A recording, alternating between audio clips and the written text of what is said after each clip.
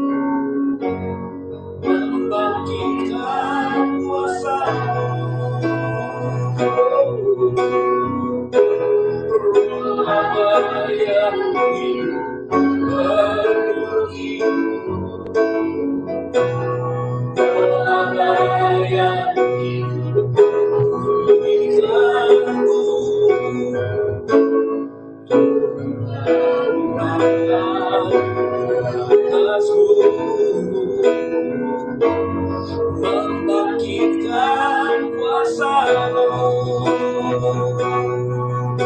membebaskan hidup yang terbelenggu, memulihkan hati mereka yang terluka, serta menjadikan mereka yang terluka. Jadikan hidupku anakku dipenuhi urapan baru, menyatakan kebesaran kuasa. Bebaskan hidup yang terbelenggu, memulihkan hati mereka yang terluka, serta menjadikan mereka yang terluka. Jadikan hidupku anakku dipenuhi urapan baru, menyatakan kebesaran kuasa. Bebaskan hidup yang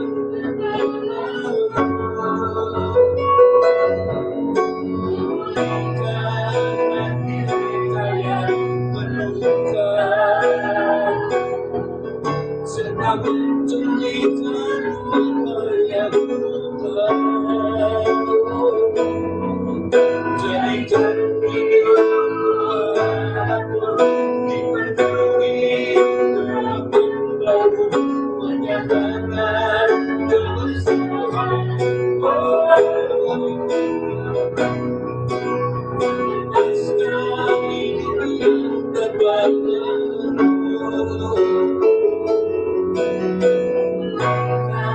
hati mereka yang terluka, serta menjadikan mereka yang terluka. Jadikan hidupku anakku dipenuhi urapan baru, menyatakan kebesaran-Mu.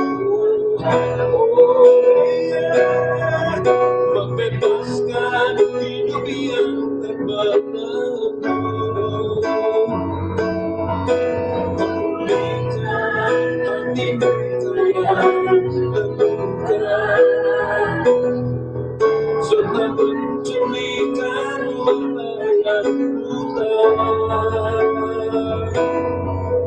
Jadikan hidupku anakku dipenuhi urapan baru, menyatakan kebesaran. Jadikan hidupku anakku, jadikan hidupku anakku dipenuhi urapan baru, menyatakan kebesaran kuasa. Jadikan hidupku anakku, jadikan hidupku anakku dipenuhi urapan baru, menyatakan kebesaran kuasa. akan menyatakan kebesaran kuasa-Mu. Menyatakan kebesaran kuasa-Mu. Segala pujian dan kemuliaan hanyalah bagi-Mu, hanyalah untuk-Mu. Segala pujian dan kemuliaan kini ku persembahkan di hadapan-Mu. Segala pujian, segala pujian dan kemuliaan hanyalah bagi-Mu, hanyalah untuk-Mu. Segala pujian dan kemuliaan kini ku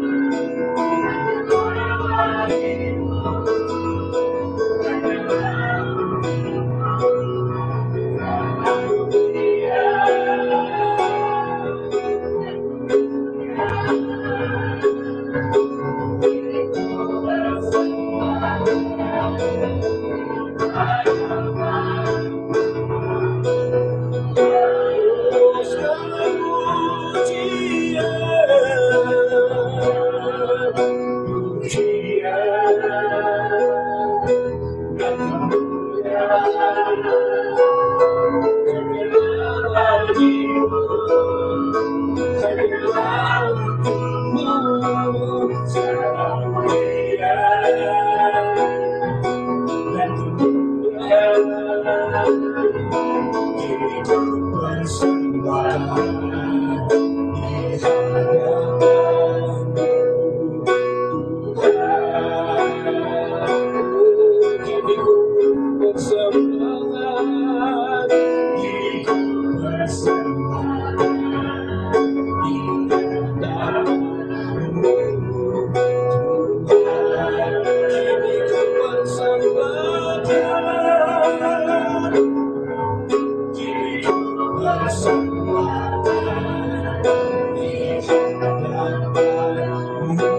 segala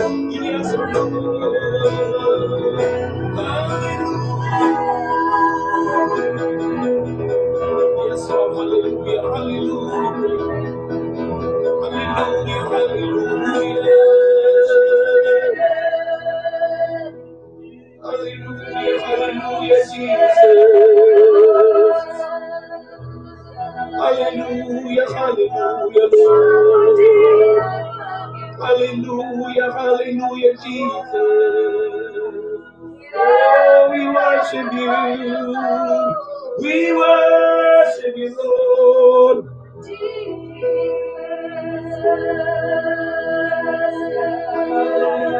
We worship you, Lord.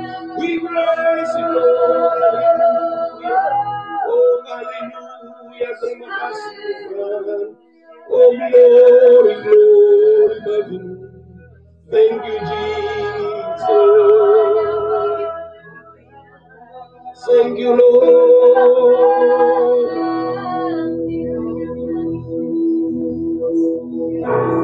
Datanglah sekarang, penuhi kami dengan kuasa-Mu.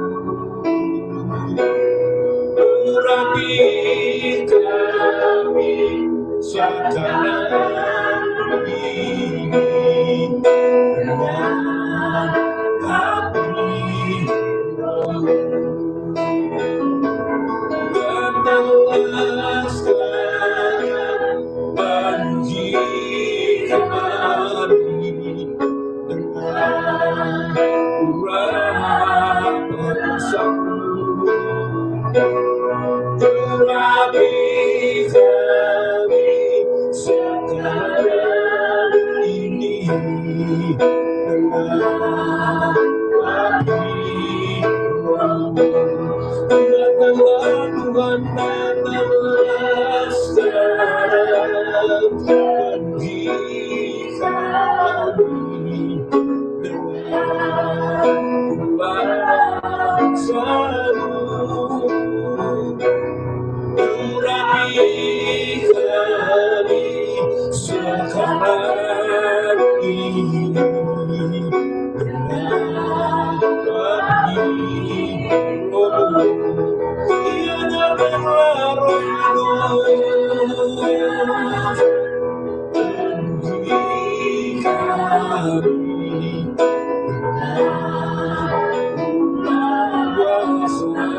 Urapi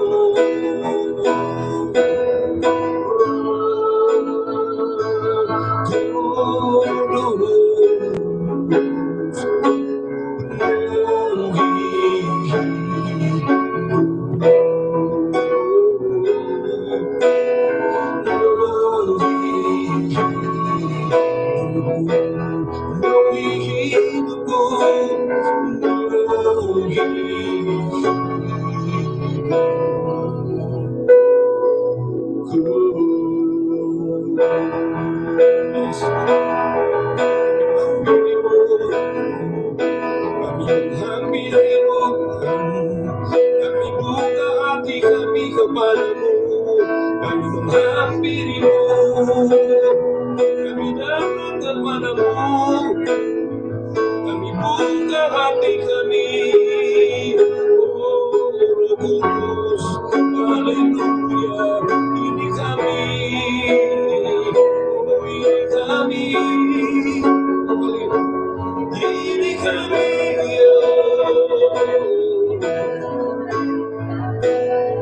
ini dengan Holy Spirit, here I am, oh God. Here I am, here I am, here I am. Ini kami roh, roh kita itu, roh hidupku Tuhan, roh hidup sekarang. Haleluya, haleluya. Haleluya, haleluya, haleluya. Glory, glory bagimu. Glory bagimu. Glory. Oh, kami bersyukur Tuhan pada malam hari ini. Di malam Syafuat ini kami sama-sama datang kepadamu. Baik kami yang ada di tempat ini maupun kami yang ada di rumah kami masing-masing. Kami datang kepadamu, kami mengucap syukur untuk apa yang kau bukakan kepada kami. Kami berterima kasih Tuhan, kau membukakan kebenaran firman-Mu. Kami berterima kasih buat setiap pewahyuan kau singkapkan kepada kami. Khususnya di dalam perayaan Pentakosta ini, yang adalah perayaan Syafuat Tuhan. Kami tahu Tuhan kau sedang singkapkan kepada kami. Buat kami yang hidup di hari-hari terakhir ini. Buat kami yang hidup di dalam waktu-waktu di mana seluruh kebenaran kau bukakan kepada kami. Karena itu kami berkata, ya Roh Kudus, you are welcome. You are welcome. You are welcome, Holy Spirit. Kami menyambut hadirat-Mu. Terima kasih buat kebenaran yang akan kau sampaikan, yang akan membuat kami mengerti. Kami mengucap syukur Allah buat agenda-Mu. Kami mengucap syukur Bapa buat rancangan-Mu. Kami berterima kasih buat karya terbesar. Kami berterima kasih buat perjanjian yang Yeshua sudah adakan. Itulah pintu bagi kami untuk kami berjalan terus. Dan kami bertemu dengan satu perayaan besar, yaitu perayaan Engkau Roh Kudus, kehadiran-Mu. Kami berterima kasih karena ketika Engkau hadir, Engkau akan berbawa kami berjalan terus sampai kami masuk kepada seluruh kebenaran, masuk kepada destiny. Karena itu betapa bergairahnya kami dan betapa bersyukurnya kami ya Aba untuk kehadiran Roh-Mu di hari-hari seperti ini. Karena itu kami membuka hati kami membuka Tuhan pikiran kami siap untuk kembali menerima kebenaran firman-Mu. Sehingga ketika Roh Tuhan datang kepada kami siap. Oh, kami siap dan kami siap. Terima kasih ya Aba, terima kasih ya Tuhan. Kami menyambut firman-Mu, kami menyambut kehadiran kebenaran-Mu di dalam nama, di atas segala nama, Yeshua HaMashiach, Engkaulah Tuhan dan Juru Selamat kami, Yesus Kristus. Haleluya. Amin, amin, amin. Oh, praise the Lord, puji Tuhan. Wow, luar biasa. Shalom Bapak Ibu Saudara semuanya, dimanapun Anda berada. Kita jumpa lagi di dalam perayaan malam hari ini. Perayaan yang besar, perayaan yang luar biasa, yang perlu sama-sama kita pahami. Sehingga ketika kita merayakan Pentakosta, maka kita masuk pada satu esensi yang sangat dalam, yang Tuhan mau supaya kita alami bersama-sama. Puji Tuhan. Buat Anda yang mengikuti seminar 7 hari tentang mengenai Pentakosta ini, saya yakin bahwa Anda semua, termasuk saya juga, diperlengkapi kembali, dibukakan kembali tentang Pentakosta yang sebenarnya, the true Pentecost, Pentakosta yang sebenarnya yang sudah terjadi pada waktu itu, dan selama 7 hari berturut-turut sampai suara saya terganggu karena begitu bergairahnya, bukan hanya ketika seminar itu dibagikan, tetapi malamnya kita masih membicarakannya. Betapa luar biasanya Tuhan, begitu dahsyatnya Tuhan yang kita sembah. Malam hari ini dalam perayaan tentunya kebenaran firman Tuhan akan saya lanjutkan dari seminar 7 hari yang sudah kita lalui di acara kami lewat Facebook. Tetapi malam hari ini kita akan kembali lihat bagaimana Pentakosta sebenarnya, supaya kita adalah orang-orang yang hidup di hari-hari terakhir akan benar-benar masuk dalam seluruh kebenaran. Dan kita akan lihat bagaimana sebenarnya orang Yahudi ketika mereka mengadakan perayaan itu menjadi teladan buat kita. Karena Bapak Ibu harus ingat bahwa iman kekristenan kita, the root of our Christianity or the root of our faith, akar iman kekristenan kita itu berasal dari orang Yahudi. Dan apa yang Tuhan berikan kepada orang Yahudi, yaitu tentang perayaan-perayaan mereka, itu sebenarnya menjadi tuntunan yang pasti. Sehingga ketika kita melihat karya terbesar Yeshua HaMashiach, karya terbesar Yesus di atas kayu salib, kita bisa selaras dengan apa yang Tuhan bukakan kepada bangsa Yahudi. Akhirnya kita berjalan dari waktu ke waktu, dan kita juga berjalan dari perayaan kepada perayaan. Bahwa orang Yahudi mereka berjalan dari perayaan kepada perayaan sampai akhirnya mereka masuk ke tanah perjanjian. Saya percaya kita pun harus berjalan demikian. Kalau mereka dilepaskan dari tekanan perbudakan Mesir, kita pun dilepaskan dari tekanan kuasa dosa. Tetapi bukan hanya sampai berhenti kita ditebus, ada perjalanan yang harus kita lalui. Dan malam hari ini saya mungkin mengingatkan Anda mungkin sudah tahu atau mungkin Anda belum tahu, saya mau katakan bahwa ada 3 perayaan besar orang Yahudi yang sebenarnya harus kita sudah adopsi, tapi kita belum melihat kesinambungannya secara kuat di dalam perjalanan kehidupan saya sebagai orang Kristen. Saya tidak waktu itu belum melihat secara kuat esensi dari perayaan-perayaan Yahudi yang terkoneksi ini. Ada 7 perayaan orang Yahudi, tetapi dikelompokkan oleh Tuhan sendiri menjadi 3 perayaan besar. Dan 3 perayaan besar ini kita bisa lihat, yang pertama adalah Pesak, ya. Di situ di slide ada Pesak, itu adalah Paskah buat kita semua. Kemudian perayaan kedua adalah perayaan Shavuot, yang adalah bagi kita Pentakosta. Ini penting sehingga ketika kita mengerti hubungannya, kita akan berjalan seperti yang Tuhan ajarkan. Kemudian perayaan yang ketiga itu perayaan Sukot atau Pondok Daun atau Tabernakel. Semuanya ada tertulis dalam Keluaran 23 ayat 14 sampai ke ayat yang ke-16. Kalau kita perhatikan betul-betul apa yang kita pelajari dari kehidupan orang Yahudi, maka kita lihat perjalanan mereka begitu luar biasa, begitu dahsyat. Nah, buat kita juga harus punya pemahaman tentang perayaan ini, karena perayaan ini bagi bangsa ini satu keterikatan yang sangat luar biasa. Di dalamnya ada hal-hal yang sangat detail yang tidak banyak diketahui oleh orang Kristen pada umumnya. Tetapi ketika kita bukakan, kita kupas, ini berbicara tentang hal yang sangat luar biasa. Nah, di perayaan Shavuot atau kita Pentakosta, itu adalah perayaan di mana orang Yahudi itu merayakan kehadiran hukum Taurat, di mana ketika Musa ada di gunung itu, dia turun, waktu Musa turun dari gunung membawa Taurat, ada gambar yang membawa tabut perjanjian, 2 loh batu itu, itulah sebenarnya perayaan yang ditetapkan menjadi perayaan Shavuot, sehingga itu dirayakan dari tahun ke tahun sampai sekarang. Bagi kita, perayaan Shavuot itu adalah perayaan Pentakosta. Tapi selama ini kekristenan kita, orang Kristen pada umumnya mengetahui perayaan Pentakosta hanya pada loteng Yerusalem. Padahal kalau kita tarik belakang, kita selaraskan dengan perayaan orang Yahudi, kita bisa melihat kedalaman esensi dari Pentakosta itu sendiri. Karena kalau kita lihat di dalam perayaan Pentakosta yang kita tahu mulainya dari loteng Yerusalem, dan kita semua tahu sebelum Yesus naik ke sorga, dia berkata begini, nah kalau roh Tuhan turun atasmu, dalam Kisah Rasul pasal yang pertama ayat ke-8, kita akan lihat Kisah Rasul pasal yang pertama ayat 8 dikatakan, kalau roh Tuhan turun atas kamu, you shall be my witness. Kamu akan menjadi saksiku. Nah, perkataan kamu menjadi saksiku ini tidak banyak dari orang Kristen pada umumnya, termasuk saya dulu, tidak mengerti maksudnya bagaimana menjadi saksi. Jadi saksi seperti apa? Apakah cuma saksi bahwa Yesus telah mengalahkan dosa atau seperti apa? Nah, karena keterbatasan pengertian, penyingkapan yang tidak dibukakan, ketika kita cuma tahu loteng Yerusalem, maka kita tidak mengerti esensi kedalaman Pentakosta yang sesungguhnya. Nah, kalau Pentakosta yang sesungguhnya ini sebuah perayaan yang sangat dahsyat. Di situ kalau Anda lihat bahwa kata penta itu dari bahasa Greka itu artinya 50.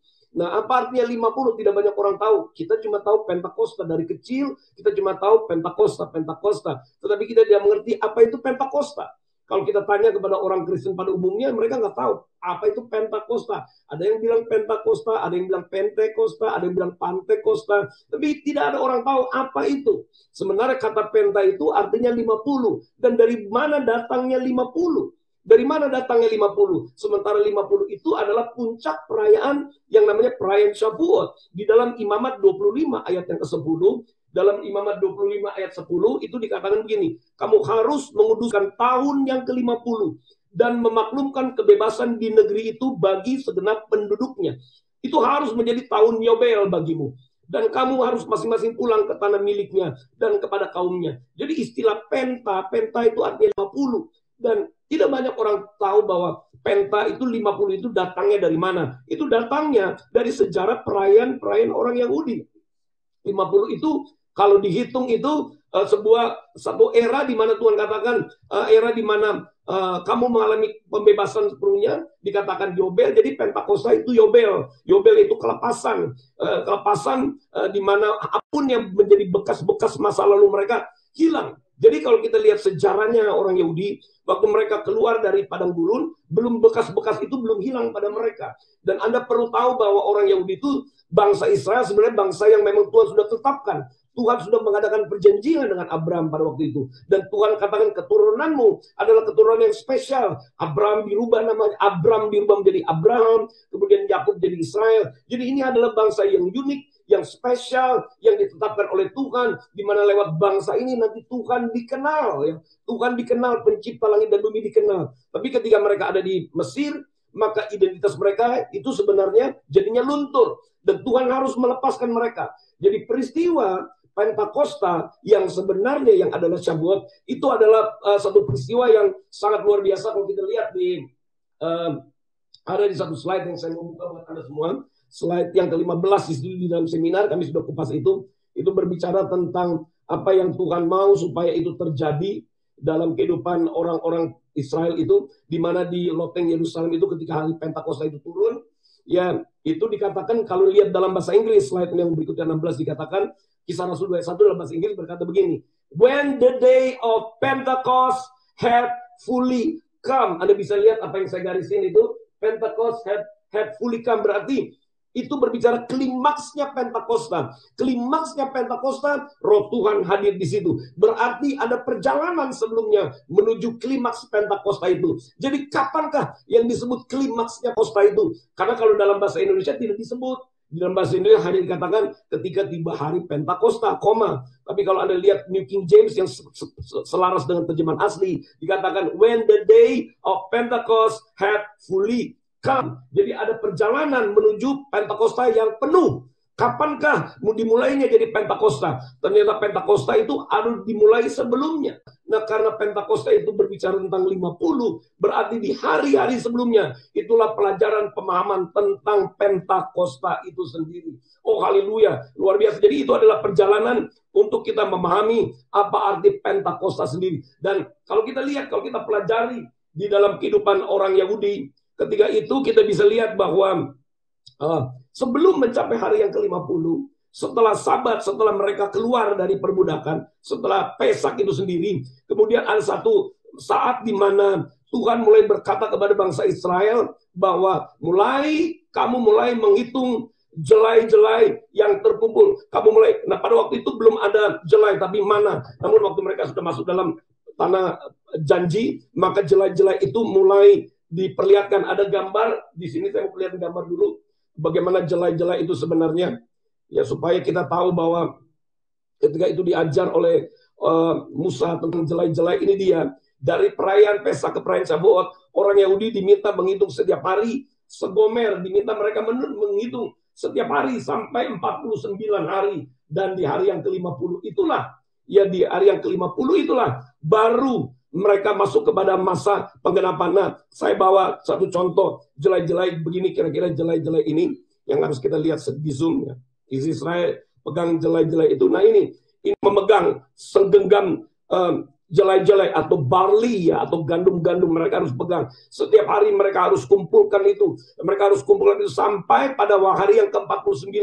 Dan ini berbicara sangat luar biasa sekali, di mana orang Yahudi diminta untuk memahami setiap hari. Dan saya sudah kupas bahwa arti dari 49 itu, mungkin Anda perlu tahu lagi apa arti 49. Kemudian 50 perenungan. 49 di dalam perhitungan gematria Ibrani itu arti pertama adalah perenungan atau itu to remember, untuk mengingat. Berbicara Yah has saved, Tuhan telah menyelamatkan. To meditate, ada to remember, has saved, Tuhan telah menyelamatkan. Ada Elhai, setiap hari mereka harus merenungkan bagaimana kehidupan mereka pada waktu mereka keluar dari selama 49 hari. Nah, Bapak Ibu perlu tahu bahwa bagi orang Israel, bilangan-bilangan itu pun punya arti. Bilangan-bilangan itu, kemudian di pagi hari ketika mereka dengar ada suara seseorang di tepi pantai berkata, "Hey, adakah makanan?" Kemudian salah satu dari mereka bilang tidak ada makanan. Kemudian apa Yesus katakan? Tebarkanlah jalamu di sebelah kanan. Ketika mereka menebarkan, ikan-ikan itu penuh. jaring mereka hampir ya sudah penuh. Akhirnya mereka harus share dengan perahu lain. Kemudian ketika dibawa ke tepi pantai, kemudian itu bukan kebetulan ketika ikan-ikan itu dihitung. Waktu saya pergi ke Israel, salah satu tour guide kami berkata demikian juga. Bagi orang Yahudi, angka-angka itu punya arti yang sangat penting bagi mereka. Kenapa Alkitab mencatat 153? Dan bagi orang Yahudi 153 artinya Anihu Elohim. Anihu Elohim artinya akulah Tuhan pencipta. Jadi bagi orang Yahudi, bilangan-bilangan angka itu punya arti. Demikian juga 49. Ketika mereka diminta menghitung terus sampai ke 49.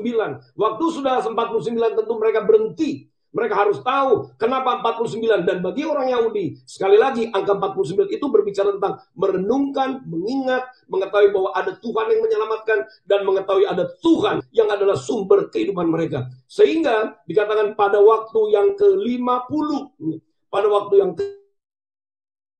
bersorak-sorai, itu disebut mereka merayakan kemerdekaan mereka, karena sebelumnya mereka belum pernah merayakan kemerdekaan mereka. Jadi mereka merayakan sekaligus di tahun yang ke-50 mereka merayakan kemerdekaan, mereka bersuka cita. Dan saya perlu perlihatkan juga kepada Anda arti dari 50 ini, supaya kita tahu arti dari 50 dalam bahasa Ibrani ini artinya Hamishim, artinya Jubili, Yobel, kelepasan. Jadi di hari ke-50 mereka diminta oleh Tuhan merayakan kemerdekaan mereka. Jadi waktu mereka keluar dari Pesak, mereka belum merayakan, tapi mereka harus merayakan itu. Mereka harus bersyukur karena ada Tuhan yang memimpin mereka, ada Yah yang menyelamatkan mereka, ada Tuhan sumber kehidupan mereka yang memelihara mereka di padang gurun, sehingga mereka tidak kelaparan. Karena waktu mereka mengumpulkan mana selama 49 hari, kemudian pada waktu mereka masuk ke tanah perjanjian, itu juga mereka diminta untuk melakukan perayaan itu berbicara tentang pemeliharaan Tuhan.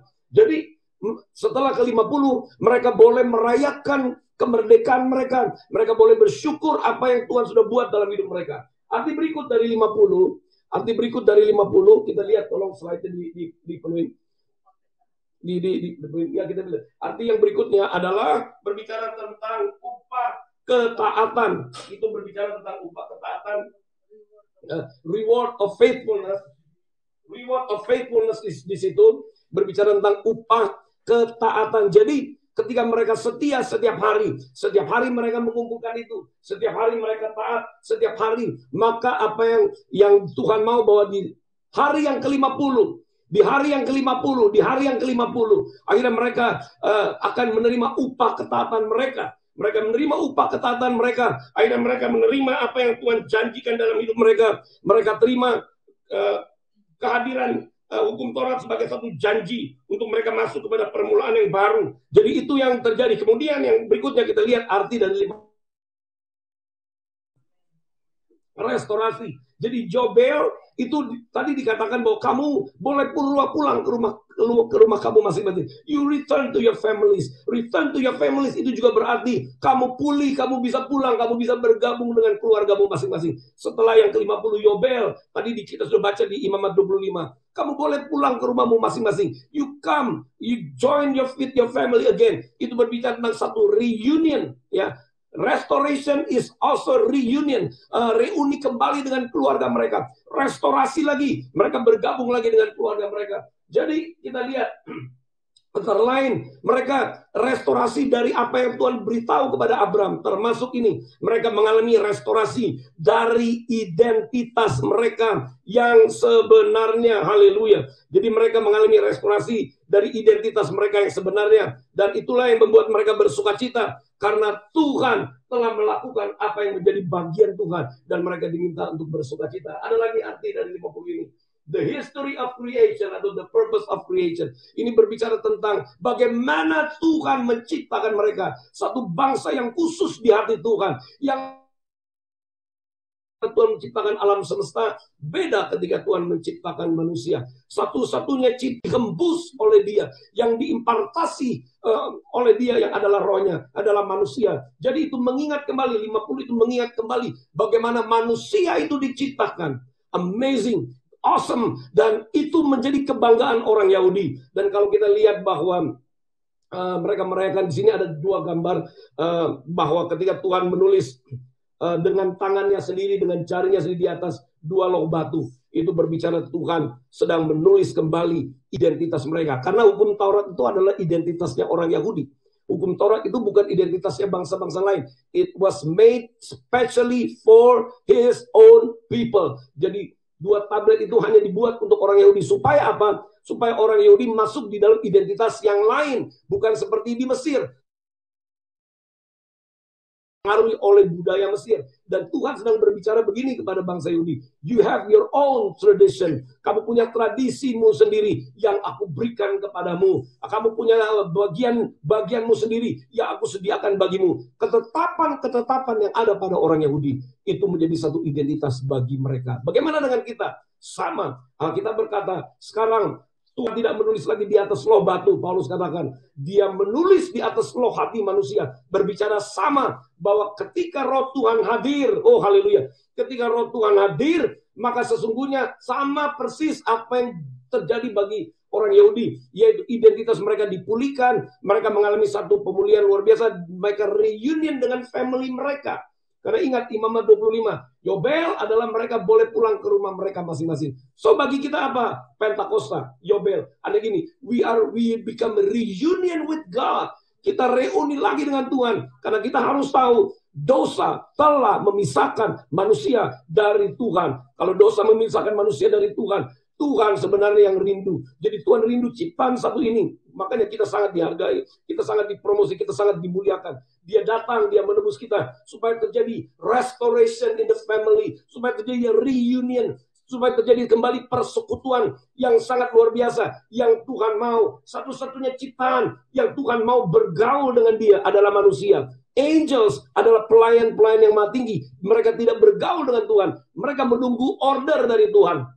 Apa yang Tuhan perintahkan, baru mereka laksanakan. Tapi manusia berbeda. Tuhan tidak mau manusia itu hidup di dalam sekedar seperti malaikat-malaikat yang hanya melayani, yang melakukan sekedar melakukan order. Tapi Tuhan mau ada persekutuan. Tuhan mau ada pergaulan. Itulah manusia diangkat begitu rupa supaya manusia bisa bergaul dengan dia. Jadi Shavuot bagi orang Yahudi adalah pemulihan dan reunion kepada keluarga masing-masing. Secara rohani, itu berbicara apa? Pemulihan hubungan kita dan reunion kita dengan Tuhan. Di mana kita bisa bergaul lagi dengan bebas dan luar biasa. Dan akhirnya, ini dia. Dan Tuhan menaruh tandanya atas kehidupan bangsa Indonesia. Ada satu catatan begini, bahwa Torah itu juga disebut God's signature for his people. Taurat yang Tuhan berikan itu juga menjadi satu trademark bagi bangsa Yahudi, di mana tidak ada bangsa lain yang menerima hal ini kecuali bangsa Yahudi. Demikian juga kita ketika kita ditebus oleh Kristus, hanya Roh Kudus hanya datang kepada orang yang ditebus. Roh Kudus hanya datang kepada orang yang dipersiapkan. Roh Kudus hanya datang kepada orang yang dikasihi. Roh Kudus tidak datang kepada sembarangan orang. Holy Spirit comes to the chosen. Jadi God's signature is the Holy Spirit. Trademark bagi orang-orang yang ditebus adalah dengan kehadiran Roh-Nya yang kudus. Saya mau ulangi, katakan kepada Anda semua, kalau kita adalah orang-orang yang ditebus, berarti kita layak untuk menerima kehadiran Roh Kudus. Sampai Roh Kudus hadir, baru kita disebut, baru ada namanya God's signature, baru ada capnya, baru ada meterainya, baru ketika Roh Kudus hadir, baru kita sah menjadi keluarganya. Sekali lagi, ketika Roh Kudus hadir, barulah kita sah menjadi keluarganya. Jadi kalau Roh Kudus belum hadir, kita belum sah menjadi keluarganya. Belum ada the signature of God. Belum ada tanda yang ada pada Tuhan untuk dimeteraikan kita sebagai keluarga. Tapi ketika Roh Tuhan sudah turun, then we can be the family of God. Baru kita bisa menjadi keluarganya Tuhan. Kita masuk di dalam kartu keluarganya Tuhan. Kita bisa berkata, terima kasih Tuhan.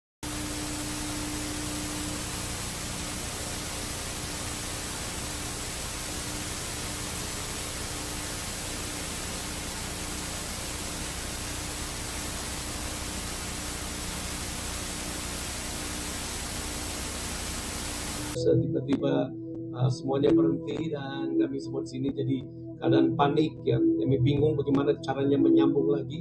Sejenak di tempat ini ada terjadi kepanikannya. Tetapi sambung lagi, berarti ada pesan yang sangat luar biasa. Dan saya mau bagi lagi tadi kembali di absence of the spirit.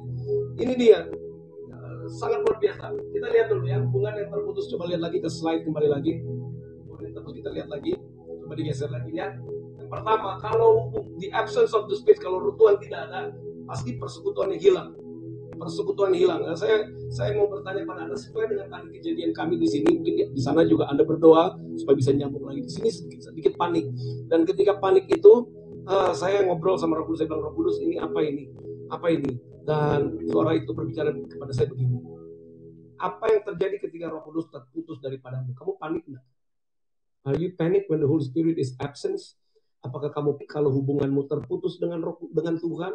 Kalau Anda tidak panik, kalau Anda biasa-biasa saja, something is wrong. Tetapi ketika kita panik, oh nggak ada Roh Kudus. Karena gini, kita lihat, ketika Roh Kudus absen dari manusia, maka coba kembali lagi lihat di slide-nya, maka persekutuan itu hilang. Kembali bisa difungsikan lagi. Maka persekutuan itu ada ayatnya, Efesus 4 ayat 18. Persekutuan dengan Tuhan yang seharusnya terjalin hilang. Kemudian yang kedua kita lihat lagi, kalau Roh Kudus absen, ya, yang kedua identitas kita hilang. So persekutuan hilang, Efesus 4 ayat 18. Kemudian yang kedua, identitas hilang, 2 Korintus 3:17. 2 Korintus 3, ya, jadi hilang identitasnya. Hilang. Kemudian yang ketiga kita lihat lagi, otoritas juga hilang. Kisah Rasul 1 ayat 8 atau Roma 10 ayat 18. Jadi 3 hal ini hilang kalau absennya Roh Kudus, ya. Ketika Roh Kudus absen, persekutuan kita hilang, dan identitas juga kita hilang, maka otoritas kita hilang. Dan kalau ini terjadi, maka kita tidak ada kuasanya sama sekali. Kita ada berhadapan dengan musuh masih bisa mempermainkan kita, musuh bisa membuat kita jadi bimbang, musuh membuat kita menjadi jatuh kembali. Karena kalau tidak ada Roh Tuhan, maka betul-betul hidup kita seperti mati, terputus. Kita terputus, identitas kita juga hilang, dan akhirnya otoritas kita juga hilang. Kita tidak bisa lagi berperang. Ada orang berperang begitu rupa, tetapi karena tidak ada Roh Tuhan, maka jadinya kacau. Saya mau beritahu kepada Anda semua, kalau Roh Tuhan hadir, tidak akan pernah terjadi kekacauan. Kalau Roh Tuhan hadir, akan terjadi sinergi. Kalau Roh Tuhan hadir, akan terjadi penyatuan kembali. Karena Roh Kudus itu membawa reunion dengan pencipta langit dan bumi. Berarti berapa? Kalau Roh Tuhan hadir, kebenaran itu tidak akan menjadi kebenaran yang seperti terpecah-pecah. Kalau Roh Kudus hadir, the whole truth is being revealed. Seluruh kebenaran dibukakan. Dan Roh Kudus tidak pernah memilah-milah. Roh Kudus is the Spirit of God. Dia adalah Roh Tuhan yang ada. Yesus pernah berkata begini di dalam salah satu ayat. Kalau Roh Tuhan turun, maka dia akan menyatakan seluruh kebenaran. Roh Kudus tidak punya sifat untuk memecah-mecah, tidak memecah belah. Roh Kudus tidak pernah mengambil sedikit, tapi Roh Kudus mau membukakan secara penuh. Dan saya mau sampaikan kepada Anda, di hari-hari terakhir ini, kita hidup di hari terakhir di mana Roh Tuhan itu akan menyatakan seluruh kebenaran. Ketika Roh Tuhan menyatakan seluruh kebenaran, barulah hidup kita menjadi saksi bagi Dia. Jadi kalau saya mau beritahu kepada Anda, kalau selama ini mungkin saya tidak memahami tentang Pentakosta itu, karena saya dibesarkan dari pemahaman Pentakosta yang di loteng Yerusalem itu. Tapi church, you need to know the truth. Pentecost not start from the Jerusalem, ya, di upper room. But Pentecost started out with the Jewish people on the feast of the Lord.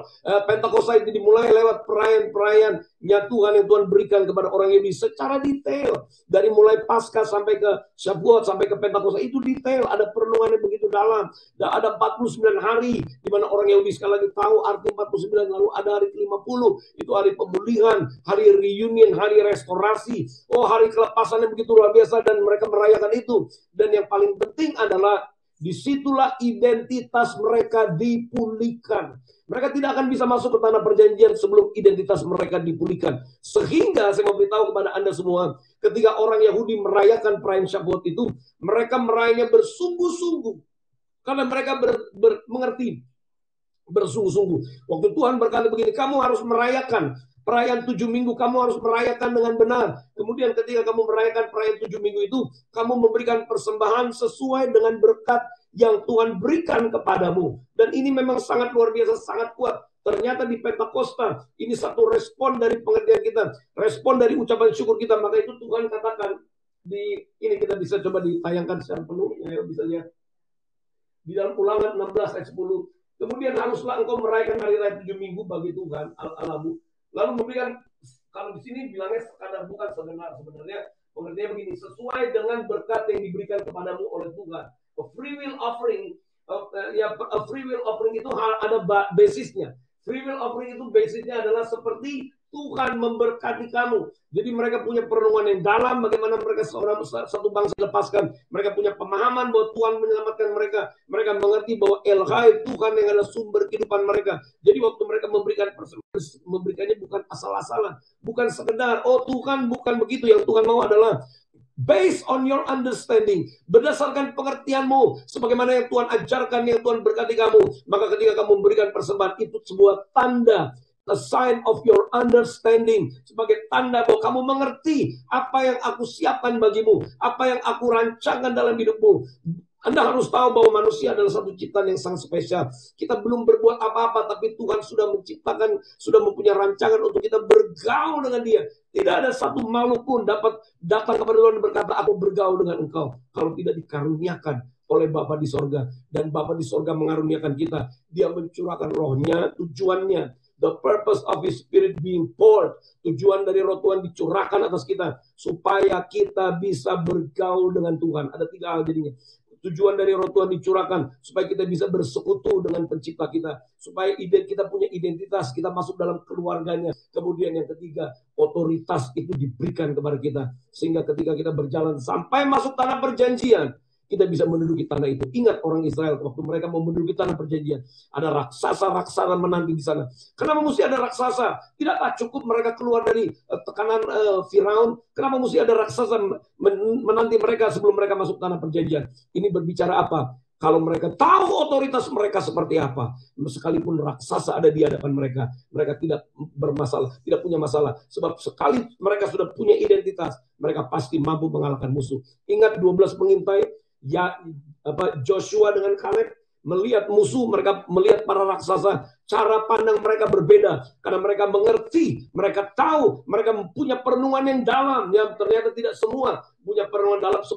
12 pengintai, 10-10-nya ternyata masih punya paradigma budak, paradigma mental budak yang takut, yang tidak berdaya. Tapi 2 orang ini sudah keluar dari mental budak mereka. Yoshua dan Kaleb keluar dari mental budak mereka. Ternyata selama 49 hari mereka betul-betul merenungkan. Waktu hari ke-50, Syafuat, mereka betul-betul merayakan, mereka bersyukur, mereka menari-nari karena mereka tahu identitas mereka. Waktu diuji menghadapi raksasa sebelum masuk tanah perjanjian, 2 orang ini tidak takut sama sekali, sebab mereka tahu Tuhan yang menyertai mereka. Seperti Tuhan yang memimpin mereka keluar, Tuhan akan membawa mereka masuk. Akhirnya Joshua dan Kaleb adalah pemimpin-pemimpin yang masuk dalam tanah perjanjian. Bahkan Kaleb pun setelah umur 80 tetap dia perkasa karena identitas tidak hilang. Bagaimana kehidupan kita orang percaya? Seringkali dalam kehidupan kita tantangan datang, masalah datang, belum apa-apa kita sudah takut. Ini satu tanda bahwa kita belum tahu identitas kita. Kalau kita mau tahu identitas kita, harus roh Tuhan turun. Karena hanya roh Tuhan lah yang mampu memberikan kita identitas yang sebenarnya. Jadi yang saya mau katakan, perayaan Pentakosta ini sebenarnya perayaan yang besar buat kita semua. Ini kita bangga karena roh Tuhan hadir. Dia membawa kita reuni kembali. Dia membuat kita dapat bergaul dengan pencipta kita lebih daripada para malaikat. Malaikat adalah pesuruh-pesuruh pelayan yang maha tinggi. Tetapi kita bergaul dengan Tuhan. Kita bisa berkata, malaikat kamu jaga kami, kamu berkemah sekeliling kami. Tetapi kita bergaul dengan Tuhan. Jadi satu hal yang sangat luar biasa. Di hari raya Pentakosta ini, mari ketika kita mengerti roh Tuhan hadir, sambutlah dia dengan pengertian. Sambutlah dia dengan memahami bahwa aku ditebus, aku mau dipulihkan, aku mau dikembalikan hubunganku dengan Tuhan. Sehingga aku berbangga karena identitasku di dalam Roh Kudus menjadi nyata. Aku bisa menyebut Elohim itu Aba. Tidak ada seorang pun dapat berkata kepada Elohim. Tidak ada seorang pun bisa berkata kepada Tuhan adalah Bapa. Kalau bukan Roh Kudus. Roh Kudus hadir. Jadi ketika identitas kita pulih, maka kita bisa berseru Ya Aba Bapa. Waktu kita bisa berseru Aba Bapa, itu tandanya identitas kita ada. Dan perhatikan, hanya roh Tuhanlah yang dapat mengembalikan identitas. Kenapa? Siapakah dia? Dia adalah the spirit of witness. Dia adalah roh yang menyaksikan sejarah penciptaan. Dia menyaksikan bagaimana Tuhan menciptakan manusia. Sebelumnya semuanya diciptakan, disiapkan. Jadi karena dia adalah roh yang bersaksi. He is the spirit of witness. Karena dia adalah roh yang bersaksi. Maka dia mau supaya kita mengalami apa yang kita sediakan. Itu ada di slide yang berikutnya. Slide yang 120. Ada 2 slide saya mau bagi buat Anda. Roma 8 ayat 15. Kamu tidak menerima roh perbudakan lagi.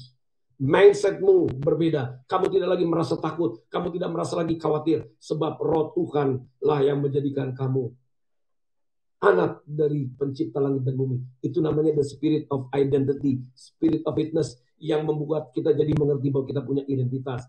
Kemudian Roma 8 ayat 16 di bawahnya, roh itu bersaksi bersama-sama dengan roh kita bahwa kita adalah keluarganya. Kalau kita adalah keluarganya, setan tidak bisa main-main dengan kehidupan kita. Kenapa? Begitu kita tahu identitas kita, setan akan mundur teratur. Karena kita masuk dalam keluarga pencipta langit dan bumi. My God, isn't that amazing? Lalu satu slide lagi, 1 Yohanes 5 ayat 9 berkata begini, 1 Yohanes 5 ayat 9. Kita menerima kesaksian manusia, tetapi kesaksian Abba, kesaksian Elohim lebih kuat. Apa artinya begini? Kalau kita menerima kesaksian manusia, orang bisa berkata, hari ini susah, tekanan, pandemik dan sebagainya, orang hidup dalam ketakutan, itulah kesaksian yang ada pada manusia. Oh, ada musuh, oh ada sakit penyakit, itulah kesaksian manusia. Tetapi kesaksian yang diberikan Roh Kudus kepada kita jauh lebih kuat daripada kesaksian yang ada di luar sana. Sehingga kalau orang mau bersaksi tentang kesusahan, kita punya El-Hai, kita punya Tuhan yang adalah sumber kehidupan. Kita tidak takut tentang apapun juga, sebab He is our God, He is our Father, He is more than enough, He is the El Shaddai, He is the El-Hai, Dia adalah sumber kehidupan, Dia adalah Tuhan yang lebih dari cukup. Jadi apapun yang manusia boleh saksikan, kita punya kesaksian berbeda. Karena kesaksian yang berikan Roh Kudus kepada kita is much greater, jauh lebih besar daripada kesaksian yang ada pada manusia. Jadi kalau kita menerima Pentakosta yang sesungguhnya, maka sesungguhnya kita menjadi pribadi-pribadi yang firm, yang kokoh, dan kita akan berjalan terus. Kita tidak khawatir tentang goncangan, tetapi kita tahu bahwa Tuhan menyertai kita dari awal sampai kita masuk di dalam seluruh kebenaran, masuk di dalam penggenapannya. Jadi berbahagialah Anda dan saya ketika kita memahami Pentakosta di 2020. Saya mau sampaikan sedikit bahwa di 2020 menurut kalender Ibrani 5780, Pentakosta di 5780 ini akan membawa kita masuk kepada permulaan baru. The Spirit of God, the Spirit of witness in this time and season 5780. Kehadiran Roh Kudus di tahun Yahudi 5780, angka 80 itu berbicara new beginning, berarti roh yang bersaksi akan membawa kita masuk dalam permulaan baru, dan kita akan mengalami pengalaman yang luar biasa bersama dengan Dia. Karena itu mari kuatkan, teguhkanlah hatimu, bukalah hatimu, datanglah kepada Dia dan berkata, Roh Kudus, aku menyambut Engkau. Oh, you are welcome. Kita katakan, Roh Kudus, you are welcome. Engkau aku sambut. Sebab aku tahu bahwa Engkau yang akan memulihkan keberadaanku. Oh, we welcome you, Holy Spirit. Saya mengajak Anda untuk membuka hati pada malam hari ini. Mari kita datang kepada Tuhan dan mari kita mengucap syukur bahwa Roh Tuhan itu hadir bersama-sama. Oh, haleluya. Holy Spirit, come. Holy Spirit, bless in this. Teach us how to be one with you. Holy Spirit, come. Holy Spirit, rest in me. Teach us how to be one with you. My heart, I give my heart to you. I give my heart to you. Not to me. I give my heart to you. I give my heart to you. I give my heart to you. You're my King. Holy Spirit, come. Oh, terima kasih. Spirit, bless me. Teach us how to be one with you. Holy Spirit, come. Holy Spirit, rest in me. Teach us how to be one with you. I give my heart. I give my heart.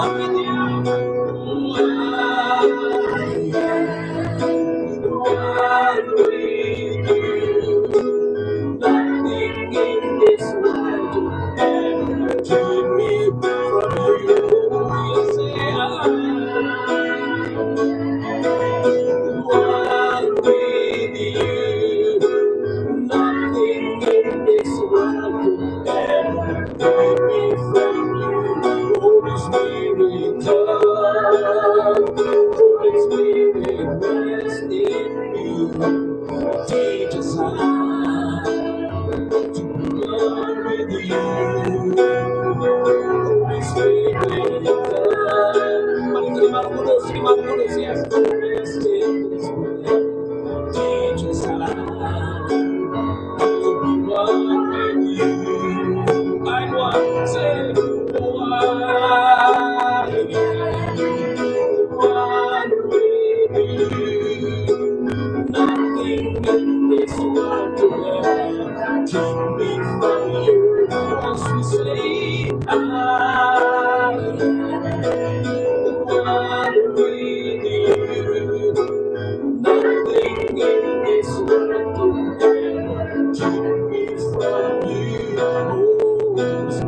God. Holy Spirit, God. Holy Spirit, God.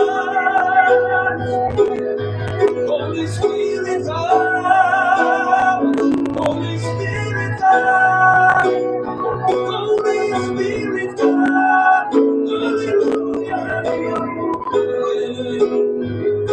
Holy Spirit,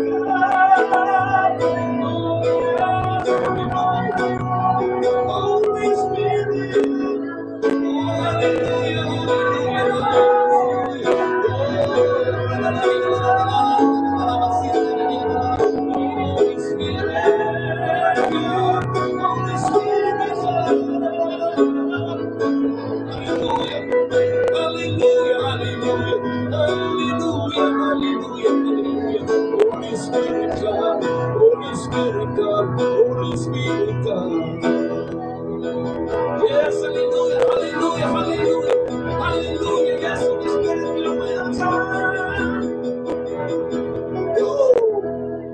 dahsyat Tuhan, haleluya. Saudara, bagi orang-orang Yahudi, peristiwa Shavuot ini adalah peristiwa yang istimewa, peristiwa yang besar, peristiwa yang luar biasa, menyambut identitas mereka, bersyukur kepada kemerdekaan yang Tuhan beri, lalu mempersiapkan mereka untuk masuk ke tanah perjanjian. Dan kalau Anda lihat pada perayaan orang Yahudi, maka di rumah-rumah mereka buat satu kue manis-manisan sebagai satu sign bahwa ini tanda bahwa mereka bersyukur, mereka bersuka cita. Kue yang mereka buat itu seperti yang Anda akan lihat di sini, itu adalah cheesecake. Anda bisa lihat itu cheesecake. Cheesecake itu berbicara tentang the joy. Cheesecake itu terbuat dari keju dan susu. It speaks about sukacita Tuhan yang mempersiapkan mereka nanti masuk ke tanah yang penuh susu dan madunya. Jadi ini perayaan Shavuot ini adalah perayaan yang penuh dengan sukacita. Saya rindu Anda di rumah Anda juga mengucap syukur bahwa kehadiran Roh Kudus, Pentakosta sebagai satu perayaan kita bersyukur kita dimerdekakan, lalu kita menerima identitas kita dan kita siap untuk masuk ke tanah perjanjian. So cheesecake adalah kue yang dibuat dalam keluarga-keluarga orang Yahudi sebagai menyambut kehadiran Shavuot atau Pentakosta. Dan mereka punya ucapan, mereka katakan satu dengan yang lain, mereka sebut Shavuot Sameach, atau pendeknya mereka berkata Shavuot Sameach, Shavuot Sameach, Shavuot Sameach, atau Shavuot Sameach, Shavuot Sameach, Shavuot Sameach. Mari kita saling mengucapkan satu dengan yang lain. Kita katakan Shavuot Sameach. Sekali lagi, Shavuot Sameach. Haleluya. Tuhan memberkati dan mengucap syukurlah. Mulai hari ini perjalananmu, perjalanan kita semua adalah perjalanan yang luar biasa. So this is it. Holy Spirit, terima kasih Kau hadir bersama-sama kami. Kami tidak mau hubungan kami terputus. Kami panik kalau hubungan kami terputus. Tapi kami bersyukur bahwa Engkau memulihkan kami. Kami masuk dalam keluargamu. Dan kami berjalan bersama dengan Engkau. Kami tidak takut. Kami akan sampai ke destiny yang Tuhan sudah sediakan. Haleluya. Oh ya, God bless you. Sekali lagi selamat selamat hari Pentakosta. Shavuot Sameach. God bless you. Sampai jumpa lagi. I love you. I love you. I love you.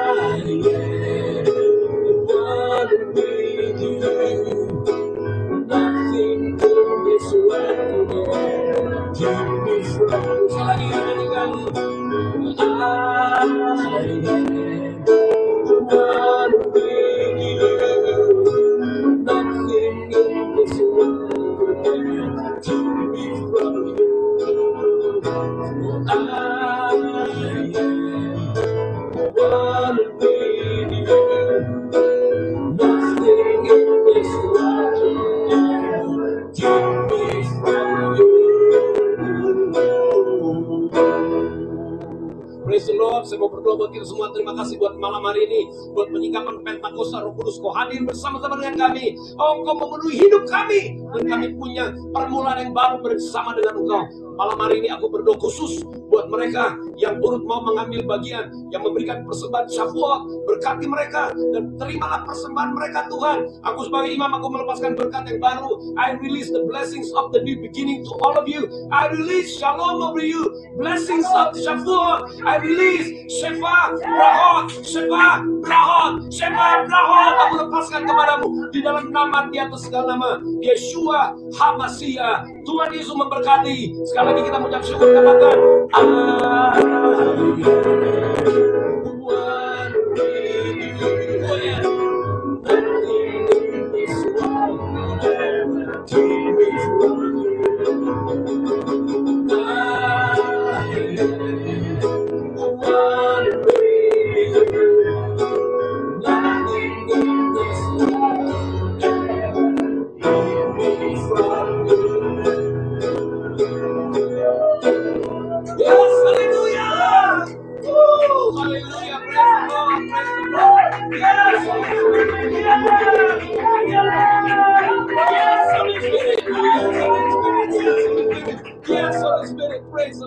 praise the Lord.